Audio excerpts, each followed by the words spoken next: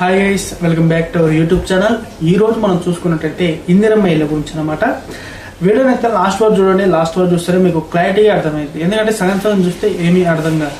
అందువల్ల లాస్ట్ వరకు చూడండి. అదేవిధంగా వీడియో నచ్చినట్టయితే ఒక లైక్ చేయండి, షేర్ చేయండి, సబ్స్క్రైబ్ చేయండి. ఇది చూసుకున్నట్టయితే చాలా మందికి అయితే ఇందిరమ్మ లిస్ట్ అనేది వచ్చిందని చెప్పేసి ఈ యూట్యూబ్ ఛానల్ అయితే చాలా తమ్మెల్చి పెట్టి అయితే వీడియోలు అవుతున్నారు. మరి వస్తున్నాయా ఇందిరమ్మ లిస్టు ఓపెన్ అయిందా అంటే కాలేదు. దానికి మళ్ళీ ఎగబడి చూస్తున్నారు, మళ్ళీ కామెంట్ చేస్తున్నారు కూడా లిస్ట్ ఓపెన్ అయింది, మీరు ఓపెన్ కాలేదు అంటున్నారు చెప్పేసి. ఇంతవరకు అయితే ఎలాంటి లిస్ట్ అయితే రాలేదన్నమాట ఇందిరమ్మ ఇళ్ళకి సంబంధించి. మరి కాకపోతే వెబ్సైట్లో 3 భాగాలుగా విభజించారు. ఎవరైతే ఇందిరమ్మ ఇళ్ళకి సంబంధించారో 3 భాగాలుగా విభజించారు. L1, L2, L3 కేటగిరీకి. L1 ఉన్న వాళ్ళకైతే ఈ L1లో మ్యాక్సిమం తక్కువ అంటే ఊర్లో ఎవరు ఉంటారో వాళ్ళకైతే ఈ L1 కేటగిరీలో జమ చేశారు. L2లో వచ్చేసరికి మనకి సిటీలో ఎవరైతే ఉంటారో వాళ్ళకనమాట.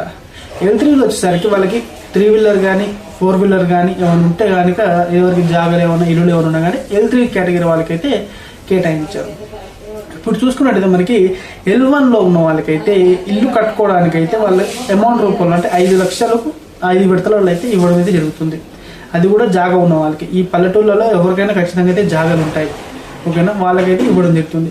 ఇప్పుడు L2 కేటగిరీ వచ్చేసరికి అయితే ఊర్లలో ఉన్న వాళ్ళు మనకి సిటీలోకి వచ్చారు కాబట్టి వాళ్ళకి ఎలాంటి జాగాలు అనేవి లేవంట.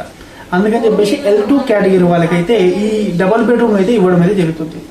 ఇక నెక్స్ట్ వచ్చేసరికి L3 కేటగిరీ వాళ్ళకి వచ్చేసరికి L2, L1 ఈ 2 విడతల వారిగా అయిపోయిన తర్వాత L3 కేటగిరీ వాళ్ళని అయితే తీసుకోవడమే జరుగుతుంది.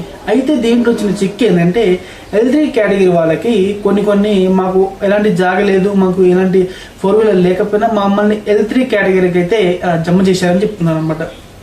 అయితే మళ్ళీ వాళ్ళు ఎలాంటి కంప్లైంట్ అయినా ఇవ్వచ్చు అనమాట. అది ఎక్కడ ఇవ్వాలని చెప్పేసి మేము ఒక వీడియో చేసాము. ఆ వీడియో చూడండి, మీకు డిస్క్రిప్షన్లో కూడా పెడతాను. ఇప్పుడు వచ్చిన సమస్య ఏంటంటే లిస్టు ఓపెన్ కావడానికి లిస్టు వచ్చింది అని చెప్పేసి ఈ యూట్యూబ్ వాళ్ళైతే ఫేక్ వీడియోస్ అయితే చేస్తున్నారు. అలాంటి వీడియోలు చూసేసి కొంచెం జెన్యూన్గా చేసే వాళ్ళ మీద కూడా ఎఫెక్ట్ అనేది పడుతుంది అనమాట. ఇంతవరకు అయితే లిస్ట్ అనేది అయితే రాలేదు. ఎందుకంటే ఒకవేళ వస్తే మాత్రం ప్రభుత్వమే ఆ లిస్ట్ అనేది చేస్తుంది, లేదంటే వెబ్సైట్లన్నా వస్తుంది, లేదంటే గ్రామ సభలలో మీటింగ్ అయితే పెట్టి చెప్తారనమాట.